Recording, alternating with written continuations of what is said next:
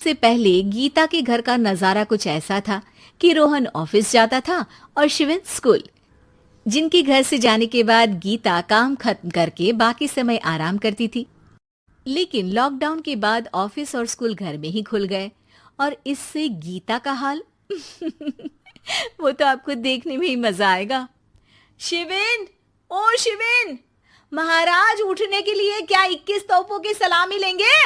अरे बिस्तर से बाहर निकल, ऑनलाइन क्लास स्टार्ट होने वाली है। अरे तुम भी हद करती हो, स्पीकर की तरह चिल्लाने की क्या जरूरत है? दिख नहीं रहा मेरी कॉन्फ्रेंस चल रही है। अब कैमरा और स्पीकर ऑन कर रहा हूं, मुझे कोई शोर नहीं चाहिए।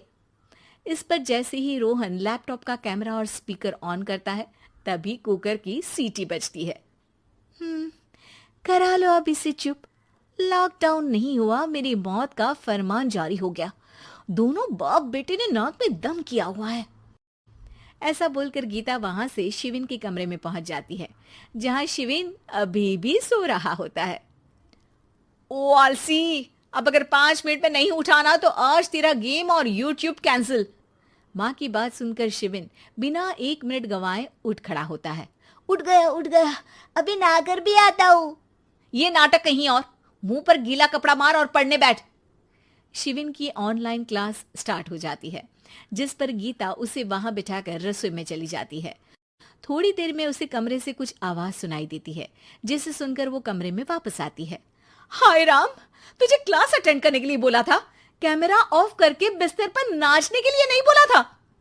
मम्मी मुझे कुछ समझ नहीं आ रहा, आप बाद में पढ़ा देना ना, वैसे भी अटेंडेंस तो लगी गई है। हाँ हाँ बेटा, जरूर बन जा, तू अभी से हम सबका बाप बन जा। अरे नहीं मतलब कहाँ से लाते हो इतना दिमाग, और पढ़ाई करते हुए ये चला कहाँ जाता है? नाइस क्वेश्चन, दिमाग से पूछकर बता दूंगा। शिविन की बातों से परेशान होकर गीता उसे मारने के लिए जैसे ही आगे बढ़ती है तभी वो कमरे से बाहर भाग जाता है। अब शिविन आगे आगे और गीता हाथ में चप्पल पकड़े उसके पीछे पीछे पूरे घर में दोनों घूम रहे होते हैं। इसी बीच वो रोहन के पास पहुंच जाता है और शिविन को मारने वाली चप्पल रोहन के लैपटॉप पर जाकर गिरती है। ओए माँ! मम्मी, अब पापा को चप्पल मार रही हो? वो आज तक के रिपोर्टर, चुपचाप जाकर क्लास अटेंड कर ले, नहीं तो अगली तेरे पीछे लगेगी। इस पर शिविन वहां से चला जाता है, जिसके बाद रोहन गीता से कहता है, इस सर्कस के लिए कुछ बोलना चाहोगी? अरे क्या करूं, जब से तुम दोनों घर में रहने लगे हो, घर अपने आप ही सर्कस बन गया है और मैं तुम्हारी नौकर। कभी बेटी को संभालो तो कभी बाप के नखरे उठाओ।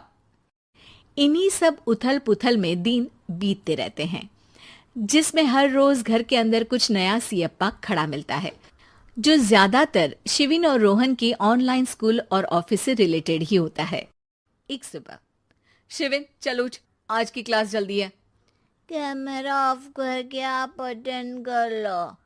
अरे ऐसे छित्तर पड़ेंगे, दादी नानी सब एक साथ याद आ जाएंगी।